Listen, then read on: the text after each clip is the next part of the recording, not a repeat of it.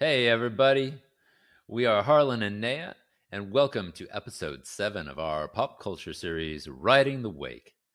Today's show is Surprising the Witcher, and we'll talk about The Witcher, the law of surprise, and how that applies to paddling and investing. And as usual, at the end of today's wrap up, we'll have a rundown of coming Southern California paddle races in Redondo Beach and Dana Point. So, Naya, you've brought us some fun facts about The Witcher, and why don't you give us a little bit of a rundown? All right. Yeah. Um, First of all, I have to say I love this series. Um, didn't know Superman was a Witcher, by the way. So maybe in his off time he's fighting, creatures on the other side here. But I don't know if you knew that Netflix released the first teaser of this series on July 19th, 2019 at San Diego Comic-Con, which we all love to go downtown and see everything, right? So, fun fact number one, The Witcher debut So, I in was the there US actually, was the but I third didn't see it. most. You were there? I was at San Diego See, Comic he Con in didn't see it, 2019, but I folks. didn't see it. You can't be everywhere at Comic Con. There are like Breaking my 500 heart things here, happening Harlow. at once. I've only been like twice, and I will admit, yeah, there's a lot with a lot of costumes, and you take a lot of pictures with a lot of people, right?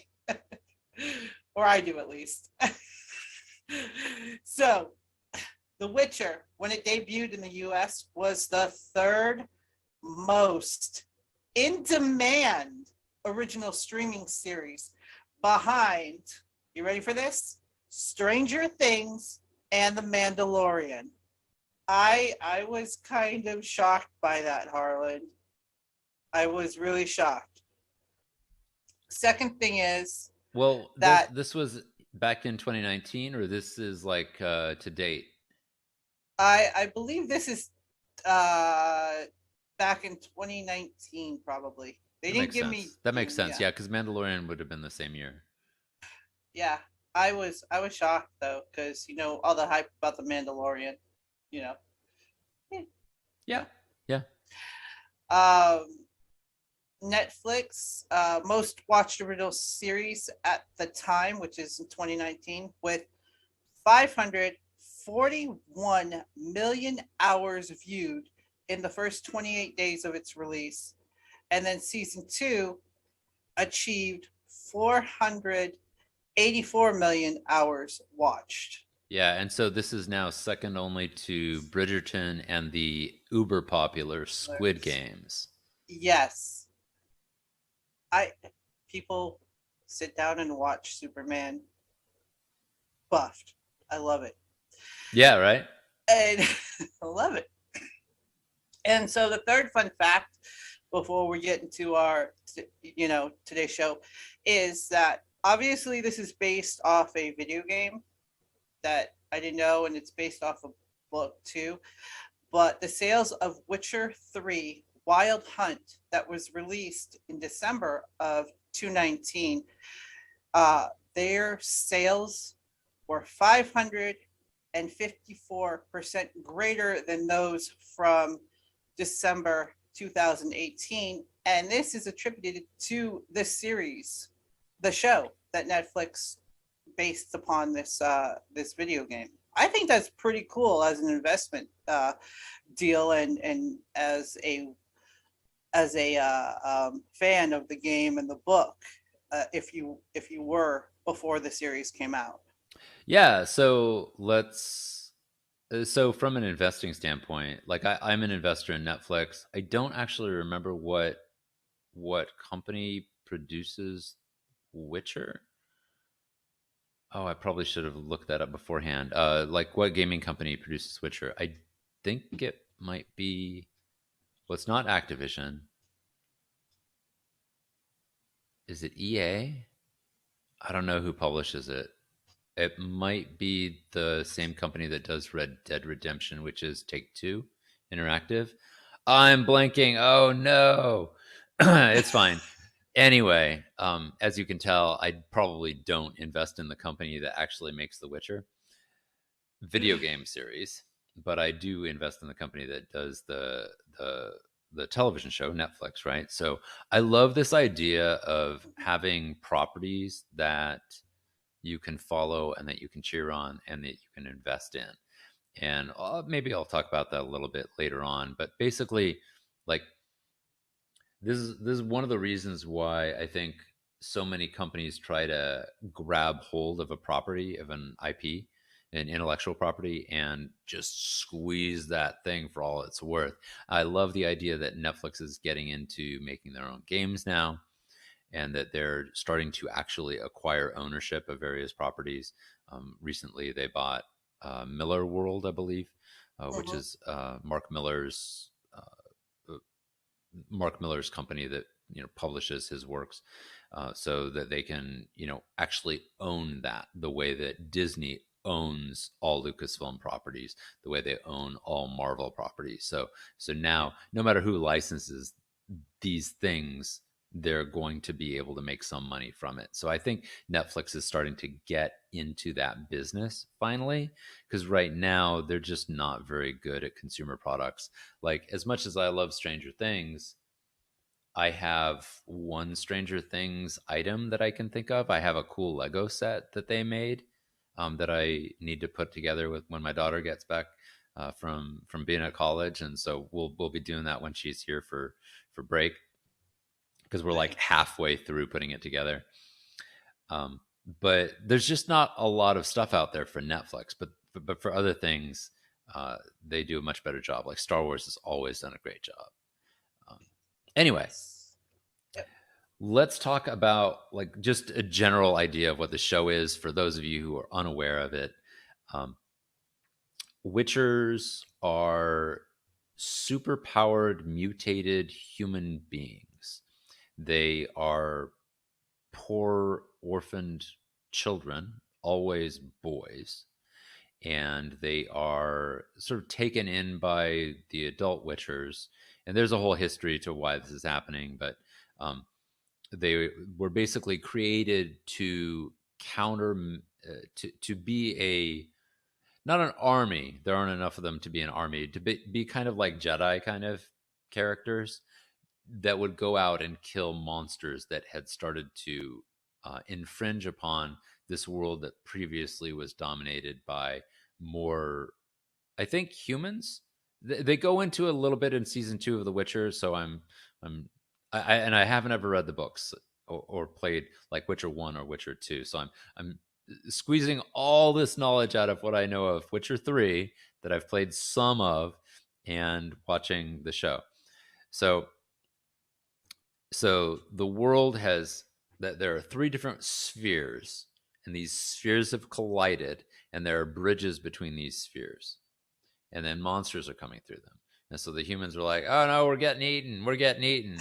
Let's mutate some poor orphan children and make a little tiny Jedi army out of them, and we're gonna throw them at these monsters, and we're gonna give them magic potions, and those magic potions will make their eyes black, and they'll look really cool, and we'll give them a steel sword, and we'll give them a silver sword, and the silver sword is for monsters, and the steel sword is for the humans that want you to dead anyway, because eventually someone's going to want you dead, you know." So they carry 2 swords around with them, and our Witcher, the titular Witcher, is the titular Witcher. What a wonderful phrase! I love that. The It Witcher, rhymes. the titular Witcher, is the Witcher of the title. His name It is rhymes. Geralt of Rivia.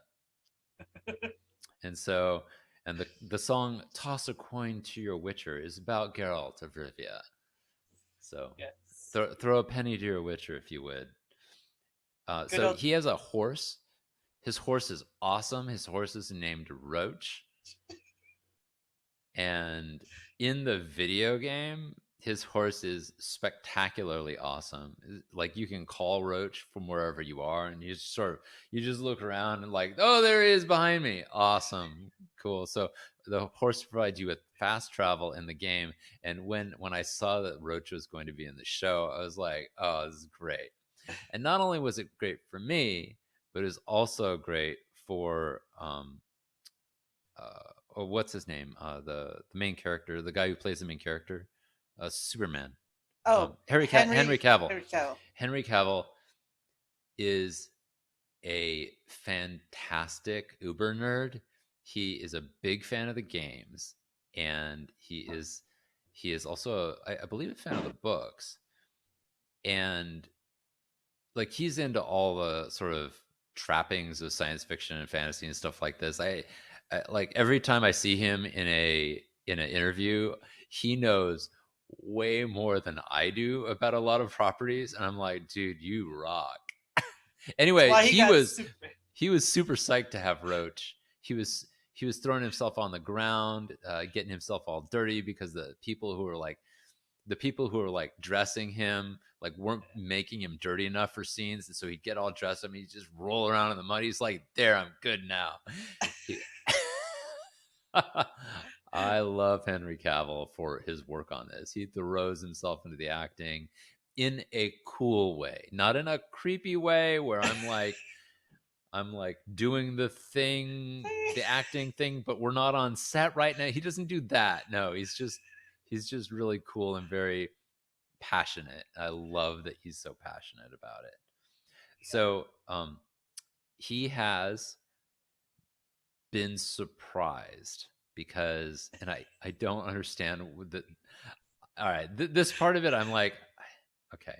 There's a thing in their culture called the law of surprise. If somebody owes you something, they can either pay you money or they can give you a surprise. So Witcher, the Geralt of Rivia, defended some royal house from some sort of big magical thing, and he's like, "Give me money," as usual, right? Because like I don't work for free. Give me money.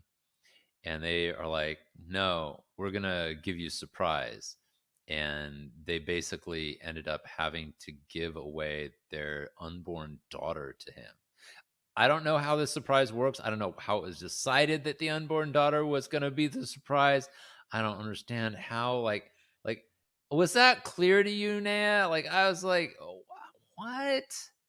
Does this make any sense? Yeah, yeah, that scene where he is telling the royal or the queen whose daughter is in love with this man who was had a magical curse on him, afflicted, or on him, and she fell in love, and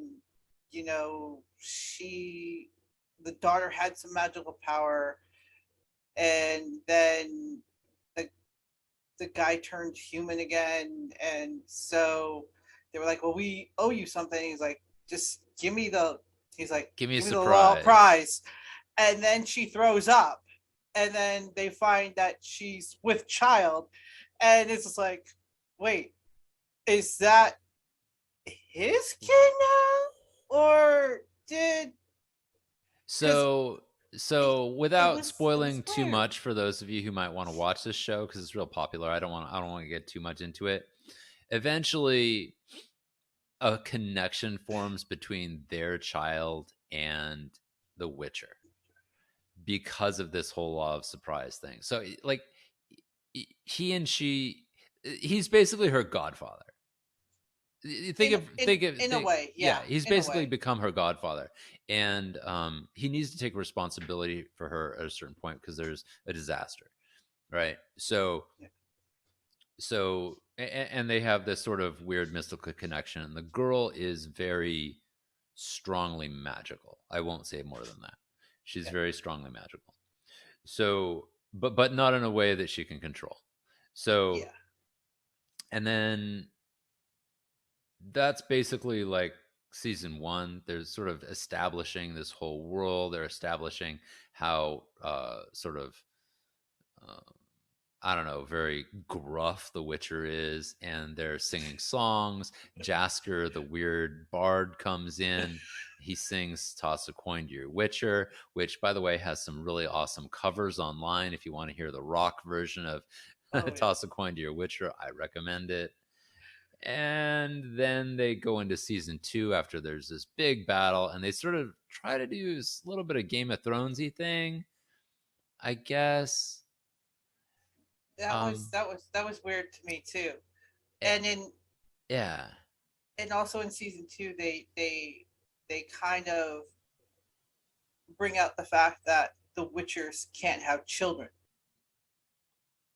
Well, I guess that makes sense because they've been mutated so that they are no longer entirely human. They do explain that a little bit in the games. Yeah. So the mutation is pretty extreme. So they live longer lives than their original human forms, right? Mhm. They they are faster healers, so they do have a healing factor.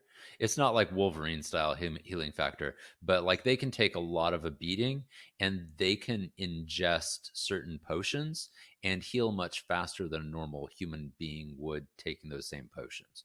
Yeah. So like in the game, the way it works is there are healing potions that you can pick up that act much better on the Witcher than they would on other people. Because at some point, you actually encounter some wounded people in the game, and they're like, and he's like, "Well, I could give you this. It might kill you, but might help. I don't know. I never really tried this on a person before, so here you go." We'll take our chances. We'll take our chances because you're gonna die. So yeah, Yeah. I mean, I respect that, but yeah, the physiology is a little bit Yeah. different. They don't look differently, and they don't look different until they have those sort of black. Uh, their Yeah. eyes turn black, and they get these sort of black Veiny things on their sun head. vein kind Yeah. of thing, sun shaped vein kind of things coming out of their eyeballs, which look really Yeah. cool. They look Yeah. very aggressive. It's But nice. yeah, so that's why that whole law of surprise and now taking like having that responsibility of a child when you When you don't didn't ever have really plan on plan having on a child or or just being even getting alone. close to people. Yeah, so I was gonna ask you that. Like all throughout these the two seasons or all the seasons that I've watched, um, he seems very standoffish and wants to be alone. Like he and Jasker have this weird ass relationship. Yeah, it's funny bromance. Yeah. And So then Jasker is the bard again, just to remind you. Jasker basically is this annoying dude who follows the Witcher around to get stories and to basically use the Witcher as a prop when he sings his songs.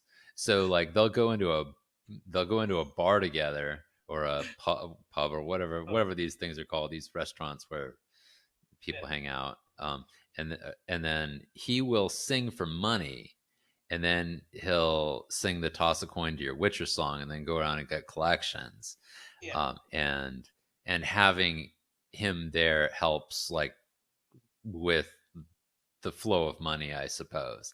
And so also he can say, "Hey, I was with the Witcher when," and then he can tell the Yeah. stories on top of that and make the songs from it, which But is they just cool. yeah, they just have this funny weird kind of relationship. It's kind of like the I kind of compare it to like the little brother or that friend Yes. that weird kid and I hate to say it because I was the weird kid, but I was like the cool weird kid. So everybody, the weird kid that nobody really wants to hang out with, but you bring them in because you want them to feel a part of your clan, and and he's that annoying one, that drunken friend. Everybody has that friend that was like, yeah, he's annoying, but He's he's our annoying, friend, but he's part of the part of the group, group. and we We invite can't, him. and we have to take care of him. He's Yeah, Jasker yeah. reminds me of that, It definitely, definitely. but he's fucking hilarious. I love him. Definitely. And then Geralt, sort of like me, where he's like, I don't want to talk to anybody, but I really like it when people are around.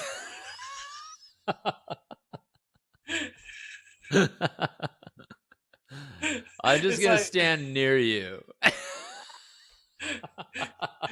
I'm gonna be over here, like on the side of the group, so I know what's going on. But If you'd like to include me, I'll say something like "mm-hmm" or "mm," which can mean a whole bunch of a whole bunch of things. things. From a storytelling standpoint, though, it's rough, right? Yes. Because this is not all right.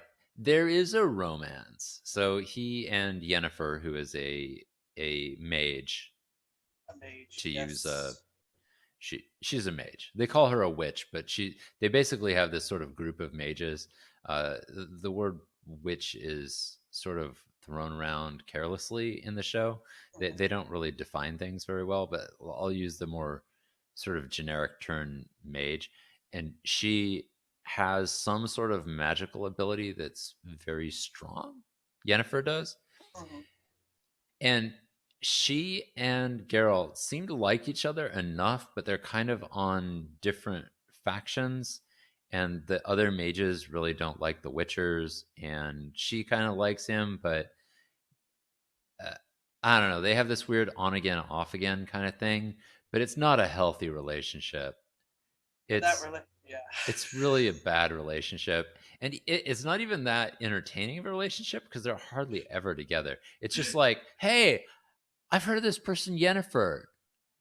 Maybe I'll meet her someday. And then Yeah. Yennefer's like, I keep hearing about this Witcher. Seems like a handsome fella. Yeah. All right, they don't talk like this at all. No. But I'm like, this is kind of what's going on in my head. I'm like, are these two gonna like do it? Like, where are they taking this? And from a K drama perspective, I I got kind of bored with the lack of interpersonal relationships in The Witcher that I was so used to from watching my K dramas. So, because when I watched season one of The Witcher, I had not been on my K drama fix yet. I had not had my first K drama. So that heroin had not yet entered my veins. 60 K dramas later, I'm watching season 2 of The Witcher. Like literally between that kickoff in 2019, that Comic-Con, and now I've watched like, 600 to 800 hours of K-dramas. But actually no, I estimated it's like 1,000 to 1,100 hours of K-dramas. So, like, I have very different standards now for what entertainment should be. And so I'm like, I want more of my main characters together. I want them bantering back and forth. I want the dance. I want to see the dance. I want to see people together. And I'm like, Yennefer and Geralt just aren't on screen enough together. And I'm understanding why Netflix is buying more K dramas. Yeah. So Yennefer being a mage, because when she first started in season one, she was so Yennefer is half elf, half human. Maybe a quarter elf? Yeah, quarter elf or something like Something that. like that. So she was She's both. deformed. She was deformed in season one. Right. She was born with but not As a like she curved didn't look like spine, an elf. She had like some sort of curved spine. She had it looked like some problems with her skeletal jaw. structure on her Yeah, face. Like she had problems eating, I yeah. think. So she had a humpback too. So there was She she had was problems getting around, yeah. so she was physically deformed, and And she was beaten, of course, by of course, her people who took care of her. I don't know if well that was her family. the mother didn't want to. The mother didn't want her to go, but her stepfather, I guess, because her stepfather, I don't know, it was weird, that whole family thing. I couldn't figure that out either. Anyway, So they ditched her. they ditched her, and the mage who took her in nicknamed her Piglet, which was Oh, I in forgot about that. which was an awful name. Yeah. Didn't she wouldn't call her Jennifer, she would call her Piglet. Anything that she did, come on, Piglet, Piglet, Piglet, you could do this. Why are we wasting your time? And she tried to kill herself. Yeah. So now you have this girl who is number one broken, and number two has now psychological problems. Yeah. And she wants to become beautiful because then if she becomes beautiful, then everybody wants her. Then she realizes she gets beautiful and she still does not have that acceptance of herself. And now she's barren because when she had to become beautiful, they had to, make her barren as well. So now she can't have kids. Yeah, the magic required a cost. There had to be a trade-off. There's some weird magic rules in this where you have to trade things. So I think that's what the law of surprises is, basically a magical trade. Yeah. So So I could see why that kind of relationship kind of worked, because in the real world, I mean, a lot of, I'm going to say a lot of broken people will get with other folks who have similar and or not similar, but they'll I won't say they're attracted to each other, but maybe how does that happen? I feel like there is a comfort level, maybe. Yeah. So, and when in my view, not to say obstacle, but my view, broken people try to fix themselves, and like I said, everybody goes through depression. So I think these characters are so broken down that any attention that they get from each other is good enough for that. And she, Jennifer did screw up once, like big time, with Siri. Like she was ready to sacrifice Siri, and that was a no for that was Geralt. A bridge too far for Geralt. Yeah. And so that relationship is very toxic and tenuous. Yeah. Yeah. And so I can see where you would want it to be like, okay, look, you're either going to. Yeah, this isn't a love story.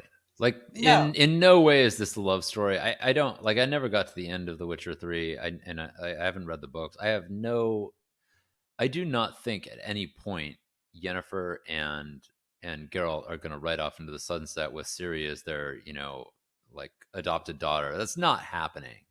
This is going to be a tragedy, I think, in my imagination. And I mean, that's as it should be. Yeah. But that said, it's hard because I want there to be some sort of, I want there to be character growth, right? Yeah. I want these people to learn and grow and get better.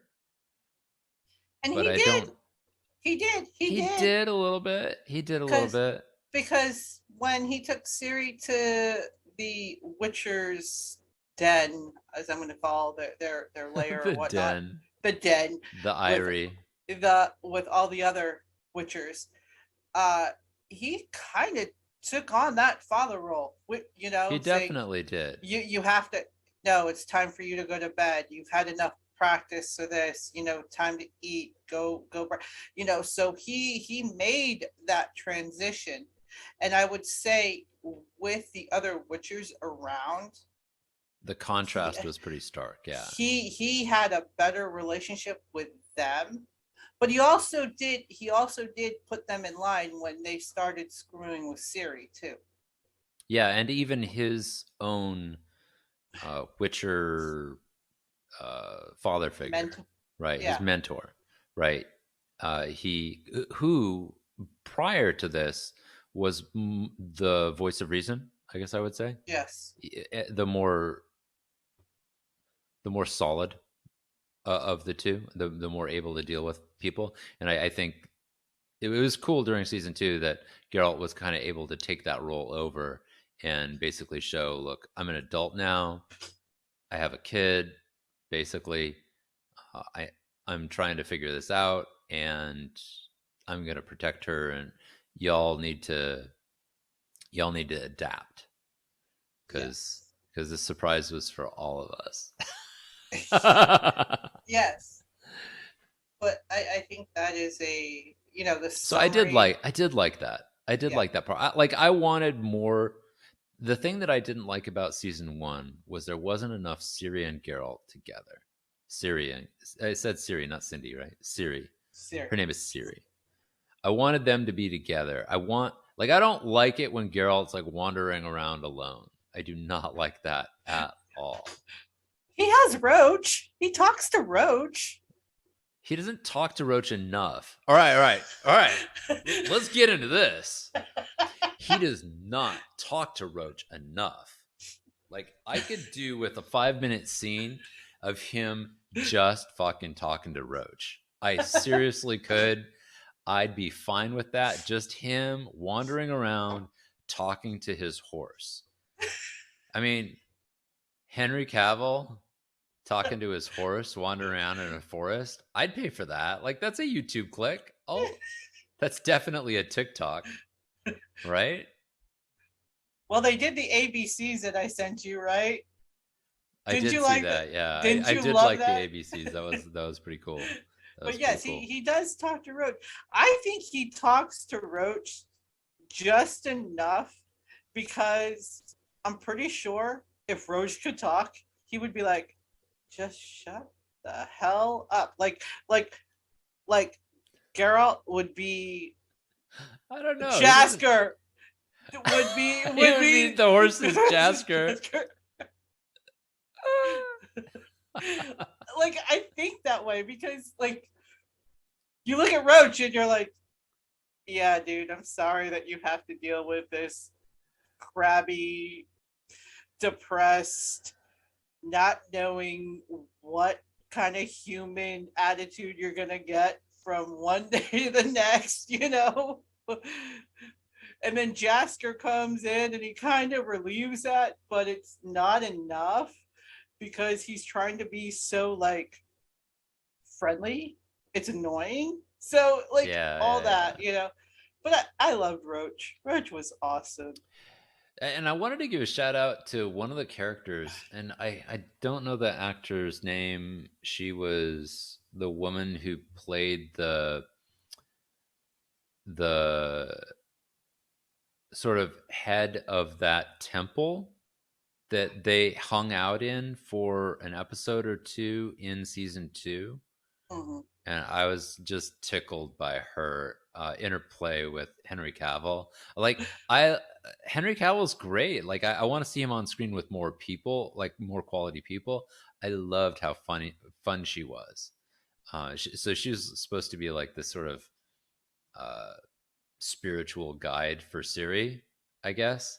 Yeah. And she was like very matter of fact. She had some great lines. Like there were some really good lines in there. I won't spoil it for anybody, but uh, I I feel like they're starting to get their feet under them in Yeah. season 2, and there's some really good Yeah. action scenes too.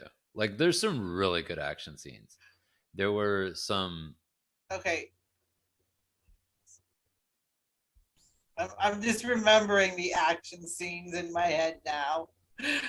Like yes. Yeah, Yes. yeah. Action scenes.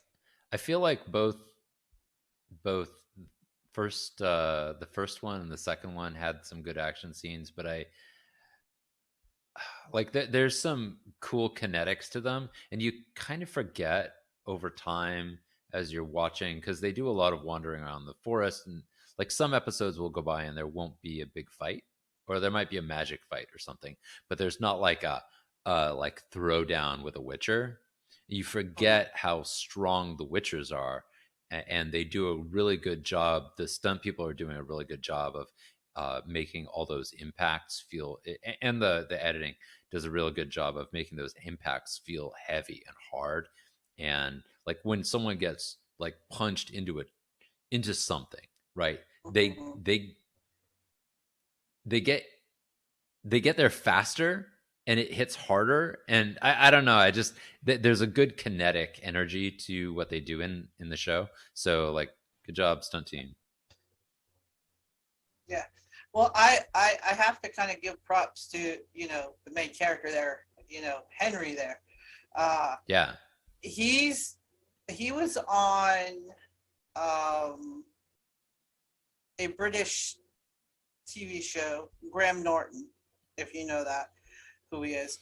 And he was explaining how he had to get in training for the movie. So he had to be, now, he did a lot of weightlifting, but he had this thing called water diet, I guess, yeah, where the first day he drank, I think, a liter of water. The second day, he drank a half a liter of water. And the third day, no water. And he said, so every third day, he could smell water, but he couldn't have it. And then on the fourth day, he would just down it. Like that's how he got so ripped.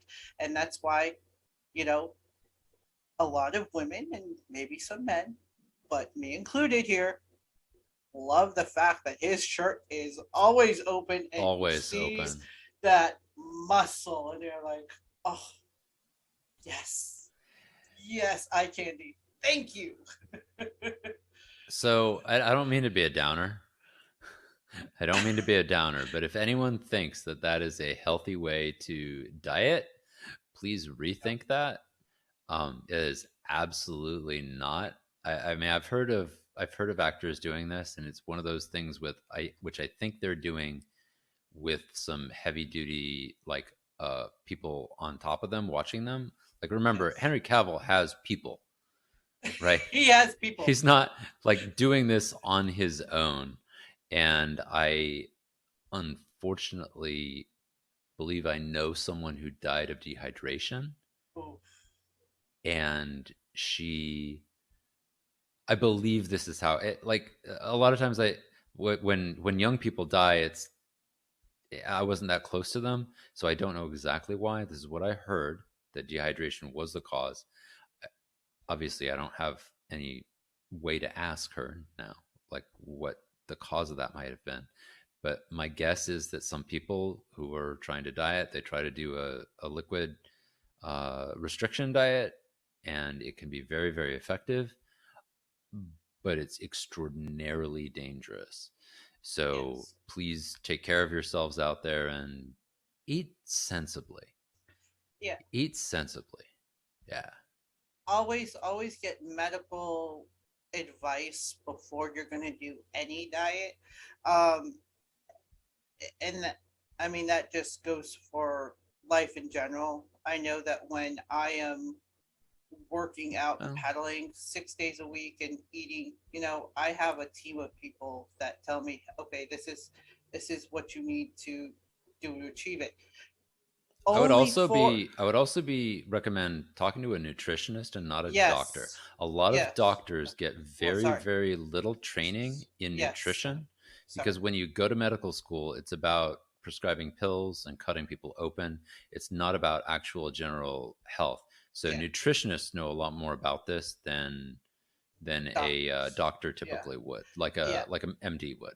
Yeah, I got lucky because my personal doctor, I was upfront with everything that I was doing with my exercise program and being um, diagnosed with type 2 diabetes. I said, well, here's what I'm going to do to combat that. And she goes, as long as you do it sensibly and the right way, and you have good people that know what they're doing, then I am all for it.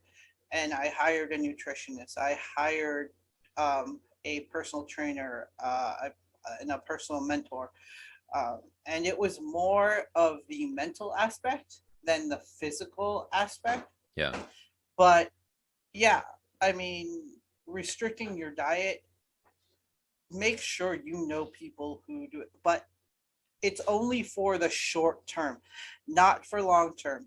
There were specific goals that I had to meet because I wanted to go to the next level of paddling. I wanted to be on a certain team. I wanted to have a certain um, time for my time Time trials. trials. So it was only for a specific, you know, like 3 4 months. It wasn't, for 8 months, or you had to modify it every 3 months or so. So that's Yeah. it's only for the short term. It's not for long term gains, short term gains. Yeah, yeah. Yeah. I So went through a similar kind of situation when I was in my early 30s, right around the time my daughter was born. I had a health scare and I was in the hospital. Got out of the hospital, I was in rough shape. And it was then when I was like, I've got to rebalance myself, and I need to do it in a non-pharmacological manner as much as yeah, possible. And during the next, I would say, 2 years, I adjusted my eating habits little by little over time. And those kinds of changes, those long, large scale changes, they're, they take a lot of psychological adjustment. They take physiological adjustment so that your body starts to stop craving those things you don't need anymore. Like your body doesn't need, what I was drinking was Pepsi. Like I was drinking Pepsi, right? You you don't need that, right? You can stop that. Your body will eventually go, "Oh, okay, yeah, I don't need all that sugar. I can process other things," right? And I would step into healthier lifestyle over time, and eventually I think I've gotten to a place where my body is stabilized. But again, I'm getting older, so you got to kind of always keep up on it, right? As you're getting older, your physiology changes. yeah, You're gonna gain weight. You're gonna lose weight. You need to make sure that you're on top of both research and the way your body responds to various foods and things. exactly. Yeah, I didn't So expect this to go down the diet and health route, but it's definitely something where it's important to me. it's the law of surprise. It is the law of surprise. so so speaking of the law of surprise, do you think it actually helps or hinders people's lives? Um, in the show or in the real world, I Let's do think. both. Let's Uh, do both. Why not? okay, in the show, I think the law of surprise is great for Geralt. I think he needs Siri. I think he needs Siri. He needs her. Like I think he could not have been paid any better. And just so you know, Siri is not like she wasn't like torn away from like people to be with him or anything like that. It's not like Act, that. It's not. Was it? actually she was. Remember, Well, the kingdom got run he over. didn't do it though. He I didn't guess do it. my It point was is circumstances it made. was Yeah. circumstances. It was not like, oh, like what, it's not Rumpelstiltskin here. He didn't like come in and like steal her away from her family. Her Yeah. family didn't just go, "Oh, here's our baby. We wanted her, but now she's here." It's not like that. It's not like that. Yeah. It's like, "Oh, I'm going to take care of her because she's my responsibility." Yes. Which I felt like was a great way to handle it. And that surprise, a surprise responsibility. Let's just say this: any responsibility that you get as a person is in some ways a surprise. Being Getting a child, even though because I'm a parent, I have two kids. Um, Getting married is a surprise. even though you plan it, like even if you've planned all these things, like down to the minute, right? You know when you're getting married, you know when your kids are going to be born, you know this and that. There's surprises involved with dealing with other people, right? And so I feel like the world around you is a surprise, and you need to come to grips with it. You need to have flexibility. You need to be in an emotional space where you can deal with those changes. And I guess that, I mean, I guess that's what gives you a range of sort of emotional and intellectual responses to things that gives you strength as a person, your ability to deal with surprise. That said, I hate surprise parties. I hate them. Not because they're surprises. I don't hate them because they're surprises. I hate them because they're lies. Not really. They're not really lies. Oh, they're lies. They're lies. How are they lies? If your friends want to surprise you, how is that a lie? Hey, you want to come over to my place for a birthday party? Nah, I'm busy. Can't do that. Sorry. That's a lie right there. Now, there are lies of omission, right? So K-dramas love their lies. They love their lies. And you're like, well, how can you not like surprise parties and surprises when like K-dramas, basically like most of their plots will depend on that. I actually don't like K-dramas that depend on it too much.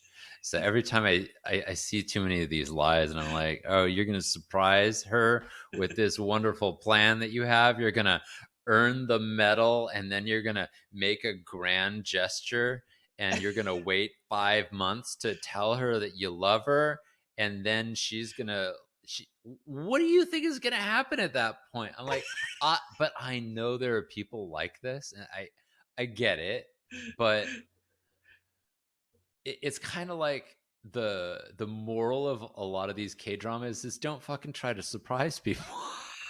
If you like someone, tell them. For fuck's sake, don't wuss out. Just communicate. Like I feel like that's the message of most modern K dramas. I'm I'm good either way, but I would say I'm good at knowing when the surprise is coming. Oh, you like it from a like CSI or a Sherlock Holmes sort of standpoint? You like people trying to trick you and then figuring out if they're lying or not? Yeah, so personally, um and this was before, I think this is before my brother married his wife, and she was his girlfriend, and we went up to Seattle for a Christmas thing. And my birthday's the day after Christmas. Hers is on the 23rd.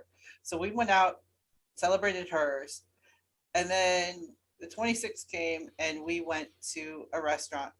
And her mother was there, her father was there, and my dad was still alive. And we're talking stories and enjoying it. And her mom goes, "So Naya, um, do you want cake?"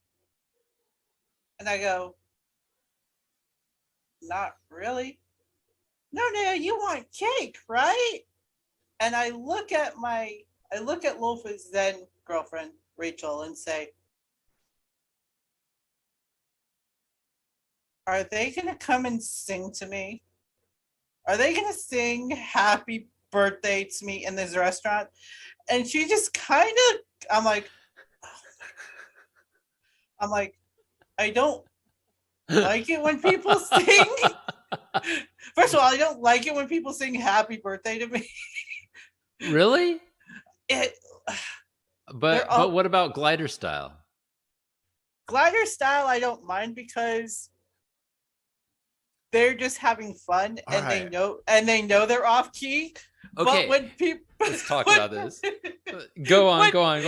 But when people actually try and sing "Happy Birthday" to me, and they're off key, and me being a music major, Yes.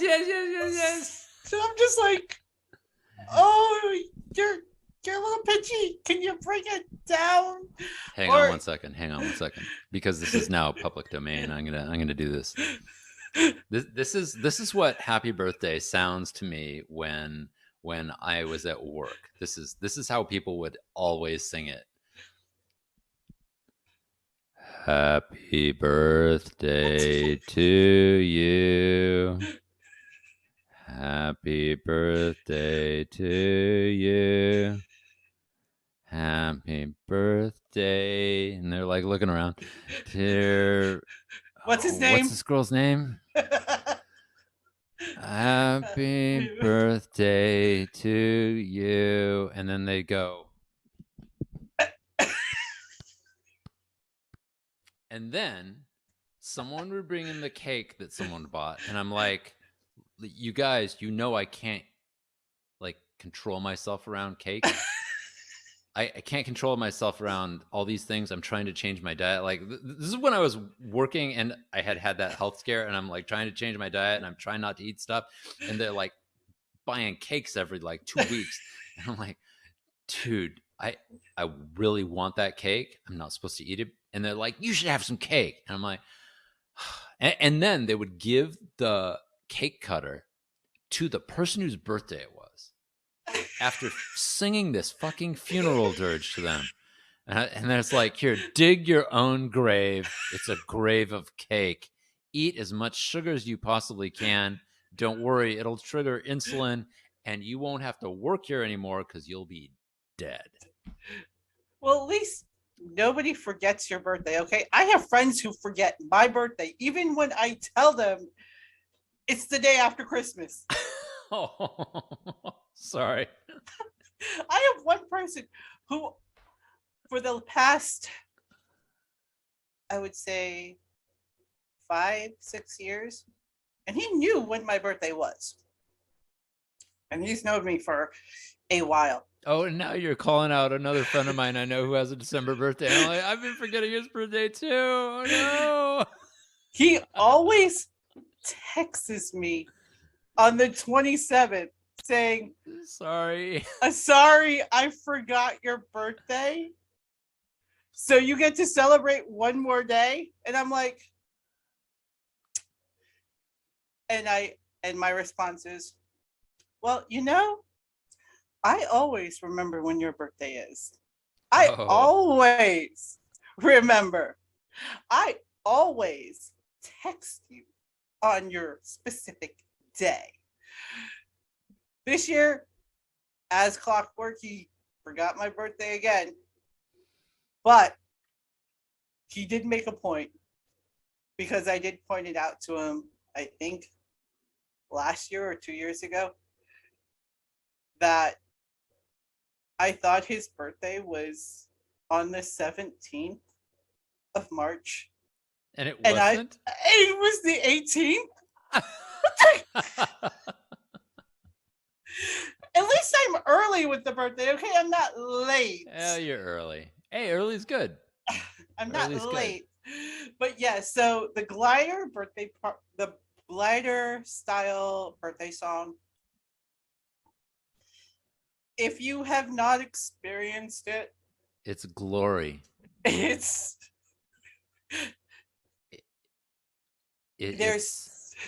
nothing quite like this. There's nothing quite like it. No, there's nothing. It's like a tsunami of sound. It's like a wall of high-pitched and low-pitched frequencies coming at you at various rhythms and tones that you've never heard before in combination. It's always unique and it's always wonderful. And at some point in it, you may hear the words happy or birthday somewhere. It's like, and your name might be in it.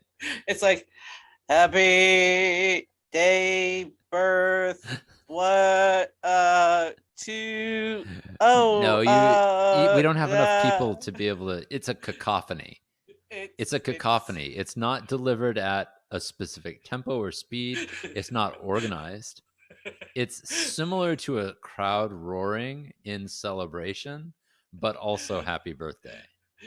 and it's, and you know what the best part is that the fact that it's just fun. Mm-hmm. It's fun. And the person who gets to hear it from us always has a smile on their face. And it's almost like the look of surprise, like, It's always surprising. Yeah, it's like, do Are I you want done yet? can we have the donuts or the cake Cookies, now? please. Yeah, totally. But we love the gliders. We We love the love the gliders. gliders. Never change, man. Never change. So I mean, I think it, law of surprise, I would say in certain situations it helps, but in certain situations it hinders. But we always have to be able to deal with it, right? So, Oh, and that let's flexibility. let's talk about flexibility in paddling because surprises and paddling go hand in hand. Yes. So, let's talk a little bit about coaching styles. Now you said something last week which has been in the back of my mind Yeah. and I can't get it out. You said that you like your coaches to know what they're doing and you hope that they're nice. And Sure. I said, I don't necessarily have to have my coaches be nice to me. I just, Yeah. for me, Yeah, I don't need my coaches to be like my buddies. That doesn't have to be a thing. it's nice when it does, but my whole thing is when you're a coach, and I'm coming back from I'm going back to the old style of coaching where I'm used to people saying, well, if that's your best is not good enough. Give me, I know what you can do. Give me what I've seen you do before. Like, I can't get the whole cheerleader coaching style. Like, you guys did really great. Yay, let's do it again. Oh my God, that just, it does not work for me. It does not work for the type of athlete that I am. Yeah, so my first well, actually not my first. My martial arts instructor when I was in LA, when I was in college, he was very much an old school karate kind of guy, and he very much had that kind of attitude. He was not a cheerleader at all. It was basically like do it right, do it better, do it faster. And and the folks that I met at camps who had known him longer than me because he was from back east, and so when we would go back east and join up with other clubs that he worked with, they're like, "Oh yeah, he's a pussycat now compared to how he used to be." I'm like, well, that's good, I guess, but this is not a like a yeah, and I was okay with it because like I said, I don't need someone to tell me that I'm doing something well when I'm not. Right? Yeah. I want a coach to be able to I want a coach to be able to tell me you're doing this all wrong. You got to stop. Like just I don't need extra hand holding around that. Like just tell me. It's cool. Like that's what a coach should do, right? That's why I pay you. Yeah. Sorry. Yeah. I mean, Rough. yeah. Sorry. My dog, Huli, she's concurring with you, Harlan. She is agreeing with you. That's good. That's good. Yeah, no, I totally get that. Don't tell me what I'm doing right, as you said. Like when I obviously know what I'm doing wrong, you know. Well, you do want to keep the thing that you're doing right intact. Yeah. Don't change that. Yeah. Say, you know, for me, what? So. But I don't need someone to be like massage my ego for it. Oh, Thank you. you're getting a really good grab up front. I'm like, tell me I'm getting a good grab up front. There's no value judgment saying you're getting a good grab up in front. Your follow through is bad. Like, tell me that. Or like, okay, just don't change this, change that. Yeah. That's what I want to know. If I have a grab, just say stay there. Or if I'm going at the pace you want, stay there. Don't bump it up. Stay there. You know, I know Huli. I know, right? Huli's on board. She's on fire right now. So I just get really annoyed when people sugarcoat stuff that I'm supposed to, not that I'm supposed to do, but that I'm already doing. Like, oh, seat 5, you guys are in great timing.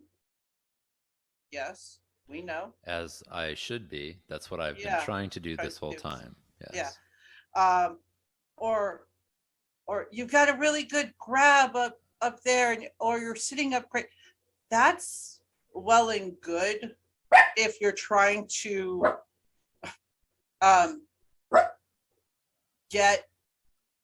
make a point to other people. And I think maybe that's the subtlety of the coaching. So maybe that's what folks are trying to do. I do that from time to time because when I have multiple people, and I will, so to take an example, when I was going out with the kids and they were on the sup boards and they all had very different styles. Some of them were reaching well. Some of them were moving their bodies well. Some of them were, bending their knees properly. I would basically go, you have good this, you have good that, right? Yeah. Look at the other people, because I wasn't on a sup board, so I wasn't able to demonstrate necessarily, but I could basically point out what was good and what people needed to do to change. So I feel like that is an important part of it, but I mean there are times when I want to do that, but I don't know. It's just not me. I don't think it sounds natural coming from me. I think it works well with kids. And which part? When the kind of the how would you say it's a positive coaching feedback, For me, when I'm in the boat and I'm going to give you a little, situation that I was in. My first maybe 2-3 years of coaching, I mean, not coaching, but paddling, I would always get very nervous before a race, right before a race. I knew what I was supposed to do. I knew I was supposed to follow, the person in front of me. I knew where I was supposed to place my blade. I knew at what tempo every step of our practice, our race strategy, I knew because they would share it with me. But I would get so nervous that I had to actually ask the head coach then, Steve Jewell, or whoever was, manning our boat. I said, Steve, I need you to do a, pardon my French, fucking heart-to-heart talk right now with me. And he goes, what do you mean? I said, I need you to tell me this. And he got it. He knew what I was asking for. And he grabbed me by my PFD, because we have to wear PFDs, the vest kind. He grabbed me and he said, close your eyes. I said, okay. He goes, don't fucking listen to anything around you right now. Just focus on my voice. You know what the fuck to do. And I shook my head. And he goes, okay. Do your fucking job. And he goes, now take 3 deep breaths. And I did. And he goes, now blow it up. Okay. He goes, are you fucking ready to go out there and win? And I would open my eyes and I say, yes. That's all I needed. That's all I needed. And I would get in the boat. And some people didn't understand that's what I needed. Hmm. And so as far as coaching aspect, I need that. I wouldn't say build of confidence. I It's just not need. that. It's I not the just confidence. It's a redirection of energy and focus. exactly. Right. So you're out there, you're like, I've got all these. I'm not going to say, I'm going to use the term nervous energy Mhm. to kind of direct the frazzle, right? Because you're out there, you're not necessarily nervous, but the energy is like directed different places. Like, am I going to get my grab right? Am I going to be Mhm. balancing correctly? Am I going to be on time with everybody else? And I've got all these little things, right? And you just need to focus. It's like, do the job, Yeah. right? Get in the zone. You need to direct all those tendrils of energy to that zone and lock in. And once you're locked in, you're ready. You Yeah. can start. I would rather have a coach be real with me than be cheerleader because that, you know, I think that's just me. Now, having somebody who is nice and cheerleadery and positive, that works for, I would say, most people. It doesn't work for me. Well, It, yeah, and I think it also may depend upon the sport and the occasion, right? mm, So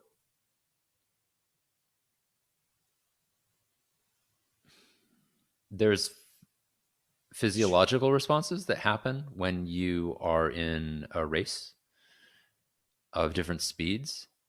So a sprint physiologically is different from a marathon, right? Long pieces are different from short pieces. Your amount of energy that you need to direct is different. Fight or flight is different. Like you're not going to be in fight or flight mode for all of your 4 hour marathon or whatever long distance piece that you're doing. You have to learn to control. You have to learn to be focused. It's different than like getting in a 500-meter sprint race, right? So like consequently different coaching methodologies might work for different things to get you focused for those events, to get you trained up for those events.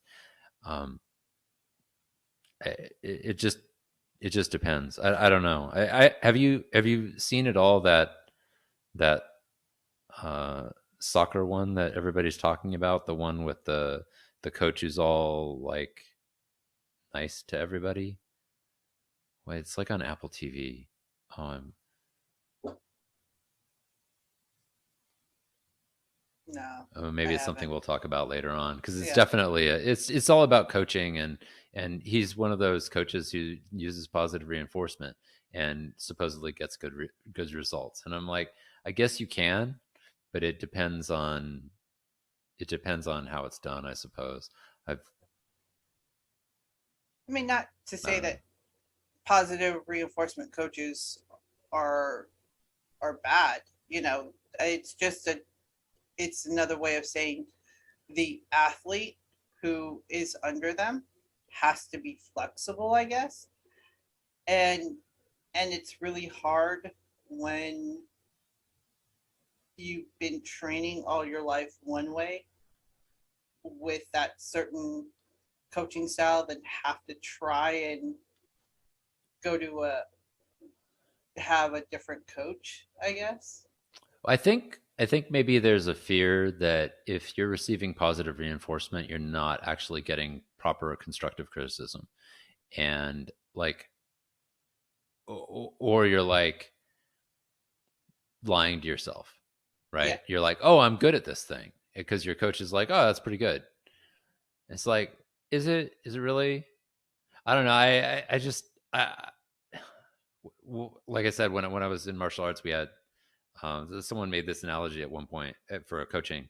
And they're like, when you start out, you're basically a square, and you and your coach are working to cut that square into a sphere. And so you're basically shaving off the edges. You're shaving off the corners. Every time you see a corner, you shave that corner off. You shave and you shave and you shave until you're a perfect sphere. And that sphere now can roll and you can use it.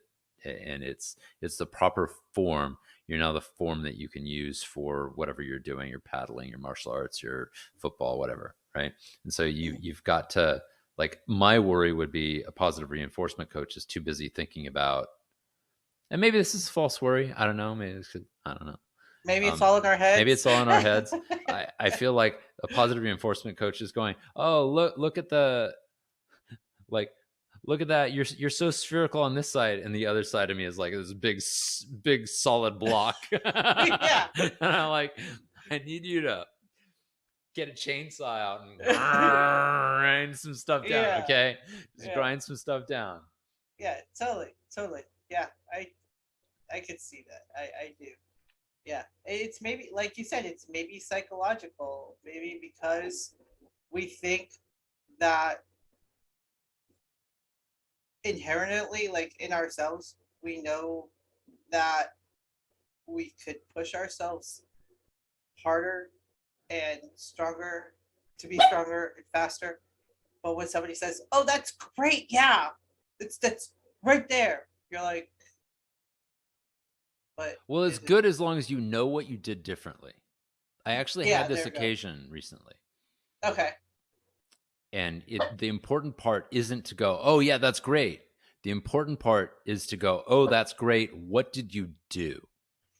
So tell yeah. What did you do differently? Because you need to make that mental jump.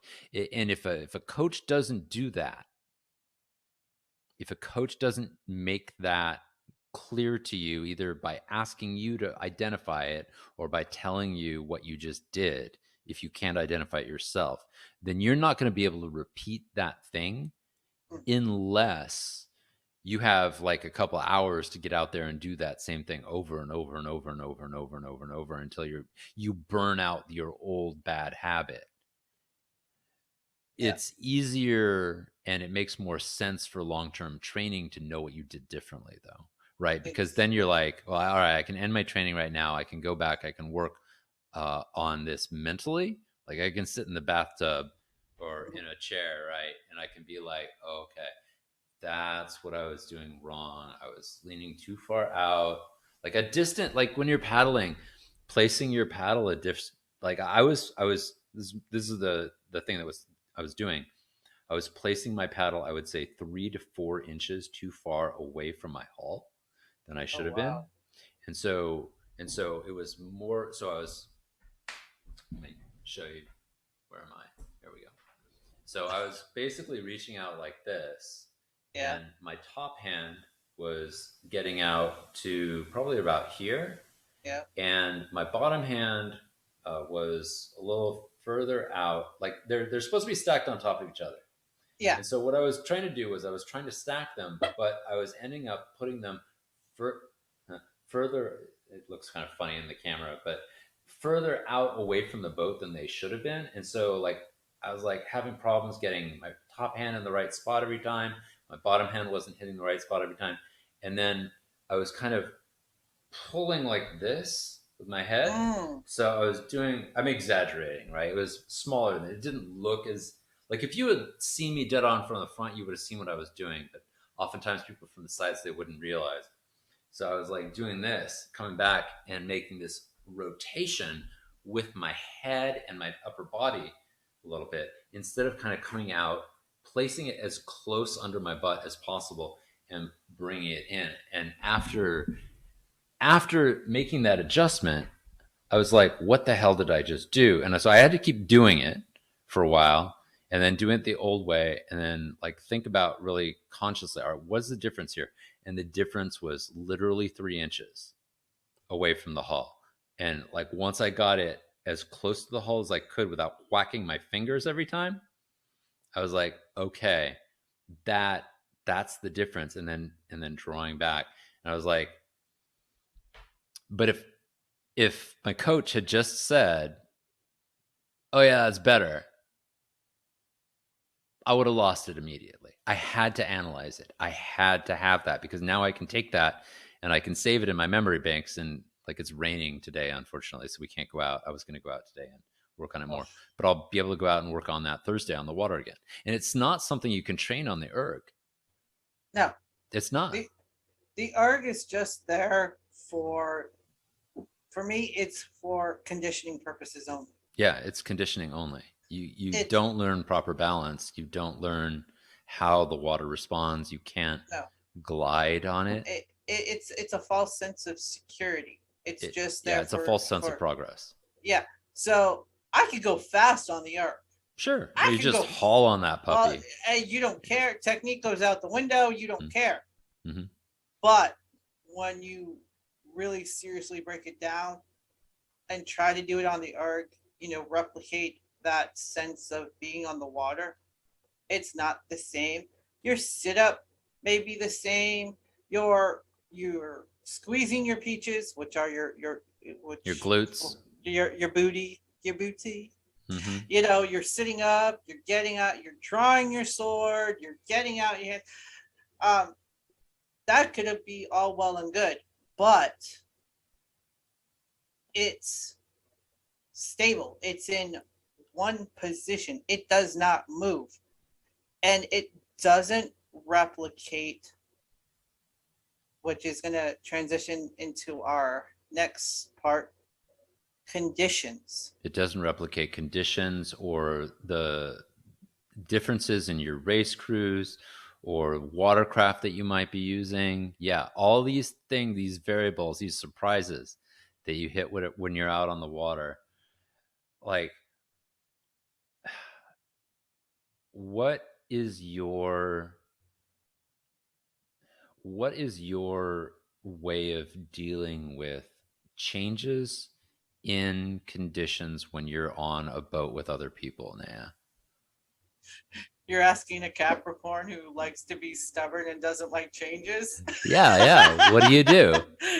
I know how stubborn you are. Oh, I remember the first like one or two practices when they put me in the meat seats, and God. I was probably row 8 or 7 and you were in front of me, and every other paddle I'd be like whacking the water up into Naya's back. She's like, will you stop that? I'm like, I don't know what I'm doing. Put your damn paddle in the water. Follow me. Just follow me, goddammit. I think that's what I said. And now you've gotten smart because they've put you either in front of me or 2-3 rows behind me. I'm not nearly as bad as those first months. Oh Like, God, no! I can place my blade much more quietly now. But you know what? I do remember that first time, and I was like, and all I remember is you saying sorry. And I think that's what annoyed me more when you were saying that. Sorry, because I think the first 2, 3, 10 times I said it's a water sport. If I'm pissed that I get wet, I'm in the wrong sport. But then you kept doing it, and that's what annoyed me even more. I'm just like, just follow me. Just follow me. Follow me. So in the boat, I want to say that I want to be a team player, and I want to have that moment in my crew, whatever crew that I'm in. I know that I have to keep pace with my seatmate. I also have to keep pace with the person in front of me, and they have to keep pace with the strokers in seat 1, right? For me, it's really tough because I've been in sports my entire life, and I've only had to rely on me. Even in softball, that even though you're a part of a team, it's your stats. It's not the team stats, it's your stats. When I was doing track and field, it was my throws, not the team throws, Yeah. my Yeah. throws. So, Those sports don't seem like they're solid team sports to me. no, It's not even as close as something like basketball or football where you're really depending on formations yeah, and people working together. Like even though there are individual stats in basketball, the entire point of the sport is sort of like how you interact with the other nine people on the court. yeah. So for me, being in a boat of 18 paddlers, because I'm taking out the drummer and I'm taking out the steers person, being in that environment is for me, and this is going to shock a lot of people, a mental nightmare. Really? Do And it's not, tell. for me, it's not that I don't like the people in my in the boat. Yeah. It's not, and I love them, I respect them, they're my teammates. But for me, it all comes down, and it's an individual thing. And I've spoken about this. A lot of people who have become very close to me, I've expressed this to them. It comes down to trust. I I know that I need to do a certain thing. My job is to get us from point A to point B in the most fastest, efficient way possible, right? And I know it's my part. I have my part to play. Then if I know that I'm giving 100 and maybe 10% or higher of myself, of my athletic ability at that time, and how do I know then that the person in front of me, or the person besides them, or the person in front of them, or the person behind me or behind them are giving their 110% too? I try not to think about that, but it's always there. And it's because I've been in sports where I've only had to rely on me.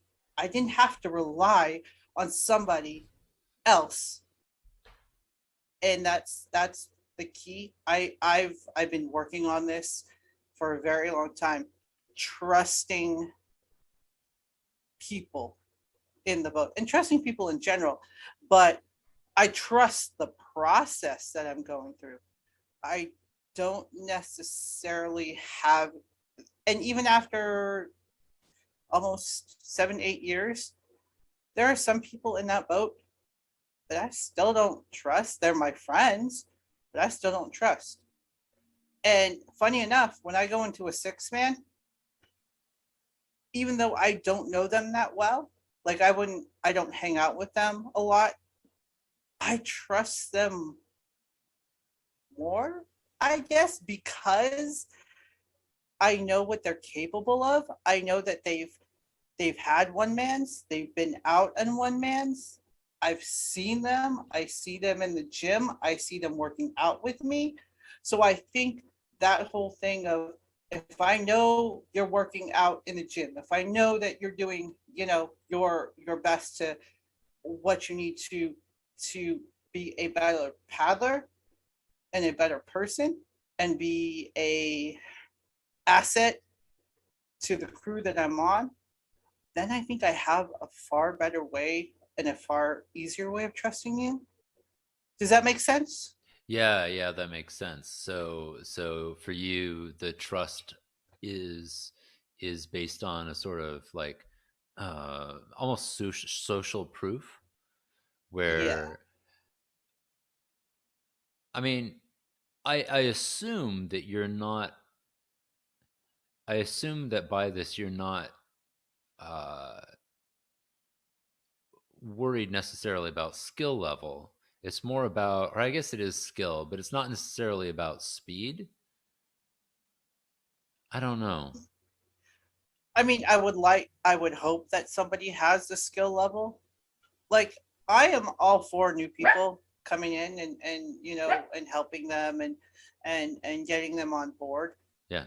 But I think for me, and you knowing me well enough, you know that I I'm now back into my happy place where I get to wake up at 5:30 or 6 o'clock to The go to the ass crack of gym, dawn. the ass crack of dawn, to be in the gym for 2-3 hours before anybody wakes up, and then I get on my boat, and so I'm getting back into my routine. Yeah. So, and that makes me happy. And if I guess it's more mental, if I can't see the physical, what is it, the physical or the dedication, I would say, if I don't see your dedication, if I don't see you out in the gym with me, or if you don't talk to me and be like, hey, I went out for a 2 hour hike, or I went swimming, or I did this for me, or I was out in the water for like 3 hours, doing technique. For me, it's more of, I need you to show me what I need you to tell me that you're doing other stuff than just sitting on your ass and just coming to practice on Tuesdays or Sundays, Yeah. because I'll tell you, I'm posted, and you see it on Facebook. I'm posted, hey, I did a workout this morning. I did this. Here's my workout. Blah. I'm that person. I want.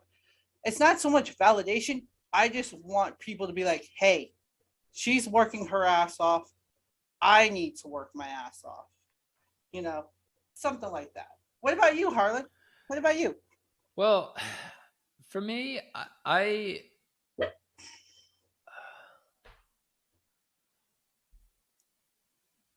so I actually like doing different things, and I'm actually okay with not totally trusting the folks I'm paddling with, to the extent that I think that it's like I would be fine to get in a boat full of newbies and just be all like, let's see what we can do, let's listen to the coach and do the thing. And like I'm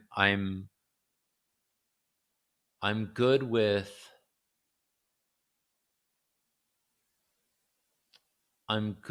that sort of.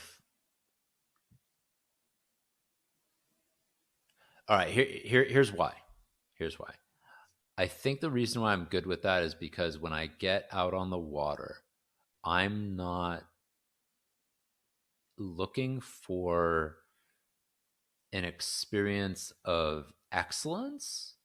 I Mm. think you may be looking for an experience of excellence, and excellence in yourself. You're trying to find that in yourself, and that makes you proud, and rightfully so, right? You're doing all this work, and you're looking for a crew that also is looking for an excellent experience. I'm more so looking for not even a social experience. I don't want anyone to think that I'm like out there for the friends. If you know me, you know how funny this is, because I'm like so introverted, and I'm like, if you You talk to just, me, yeah. it takes a long time for me to warm up to anybody. So like, don't think for a minute that if you met me in real life, I'm anything like me and Naya talking, because like, man, I have known each other for years now, and so we're comfortable, and I'm comfortable in that, right? So Yeah. so I have two personas, or I have three personas. I have Harlan, who gives speeches. I can give speeches well. I can give talks like in front of groups of people because I've had years and years of experience. I have how I talk to my friends, right? Like this is what we're doing right now. And then I have I don't know you and I don't want to talk to you. And usually I see that on Tuesday or Thursday, be like, we're doing this. Go get the boats ready. Yeah, yeah, yeah. However, when I go out to paddle, like what I'm looking for is to go out on the water with a group of people who also want to shut the hell up but sit next to each other and go feel the water and have the breeze and have like the rooster tail in my face and bugs in my teeth and that's what I'm looking for. I'm looking to get out there, get a good. I mean, it doesn't even have to be a great workout, but like every time you're on a dragon boat, you're going to get a pretty good workout. I feel like as long as you're moving at all. Mhm. I'm out there to experience the rhythm and the pace of being on a team boat. To take this back, like I did not do a lot of sports in high school. I did marching band, and marching band is not a sport. However, in my high school, we were very serious about the marching portion of marching band. We were Oh, a top level competitor in the state of California. So oh there, wow. there was Poway, who was a very large school in San Diego that um, at the time had 350 to 400 members. It was easy for them to win things because they had big sound. They had a lot of people. We had about 180 people, and we were from LA. We were from east of East LA, the Hacienda Heights area of Los Angeles. And we would go to events, and the top bands at the time were um, Mount Carmel, which is a San Diego school out here. Right, I actually live very close to it right now. Poway, which is also out in Poway, California, which is nearby. Us, a school called Mater Dei, which is a little bit smaller school, private school, and there were one or two other schools that were good placers, and we were very serious. So like our marching practice was hardcore. We had like drill instructors that would come in, like military drill instructor that came in one point who was like he's like, all right, I'm going to teach you all how to march. And we're like, we didn't even have our instruments that day, or that for he would come in for camp and he'd just be like, all right, I'm going to teach you how to march to calls, basically. He's like, all right, uh, left heart, right heart, forward, back, like, and we would do these like drill downs and crisscross drills. Like we would do things where we were fairly close together, and you would be so close to another person, and you would be crossing with them that you would have to lift your horn out of the way so you didn't hit them in the head. We did some precise stuff, and we were moving fast and precisely. So, not a sport exactly, but pretty close, because it's hard to say that it's sport when there's so much music involved. But it's very rhythmical. It's basically it has a lot of the same elements as to being on a dragon boat. You have to be in rhythmic compatibility with everybody else. You have to be conscious of everything going on around you. You can't zone out and you can't zone in. You have to have your attention on the things you need to have your attention on, right? And maintaining rhythm and maintaining your balance and moving with a balanced intensity is very important.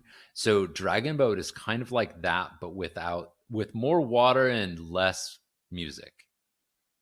There's a I lot of banging and really yelling. I so one of the things I don't like about the way we train, there's no drum. I want a drum.